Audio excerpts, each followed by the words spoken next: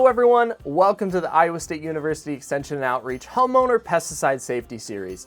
My name is Evan Alderman with the Iowa State University Pesticide Safety Education Program, and today we're going to talk about looking at proper management techniques of your landscape and maybe not applying pesticides. Pesticides aren't always the answer. Maybe the first thing you need to consider is what management practices you are applying to your yards and your gardens. Does your lawn look like this?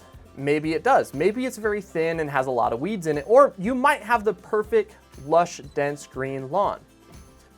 Rather than jumping to the conclusion that we need a pesticide to kill these weeds, maybe we should ask ourselves the question of, why does your lawn look this way? Why is my yard not dense? Why is it not green? And why is there so many weeds in it? Weeds are an opportunist. If you have bare areas or open areas, a lot of the times you're going to get weed encroachment in them. So if you have a yard that is less dense or not dense, lush, and green, there is a higher likelihood of a weed infestation occurring compared to a lawn that is 100% dense and 100% healthy. A lead research scholar at Purdue University, Ross Braun, tweeted this picture, which really sums up what we're trying to drive home. These two lawns were established with the same sod at the same time in 2017.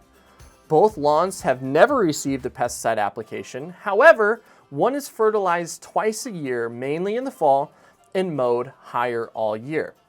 Now, if we look at this picture, there is a huge difference. And the only difference between the yard that looks great and the yard that does not look great is simply fertilizer being applied, not pesticides. So as a homeowner, maybe don't jump to the conclusion that I need a pesticide to kill these weeds. Maybe jump back a step and say, what can I do to promote proper plant health in order for me to not use a pesticide? Now, as a pesticide, there's several things that you can do. One, we need to look at proper fertilization of our turf areas. So fertilizing frequently according to the grass's needs. We can also look at compost top dressing to help us fill in those areas, as well as overseeding to help maybe fill in some of those bare areas with nice, dense turf. We can also look at watering as needed, which, in Iowa, we don't get a lot of rainfall in the summertime, so watering occasionally will help prevent that grass from dying out and help keep it around.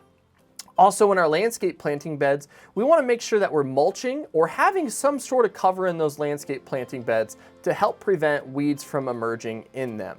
So all in all today, we have a couple of options. Rather than jumping to the conclusion of I need a pesticide, let's step back and look at what management practices am I applying to my home landscape, and how can I encourage my turf or ornamentals to be healthier and help prevent weeds from encroaching in them.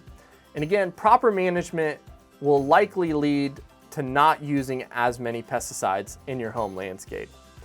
Again, my name is Evan Alderman with the Iowa State University Pesticide Safety Education Program. Thank you for joining us, and we'll see you next time.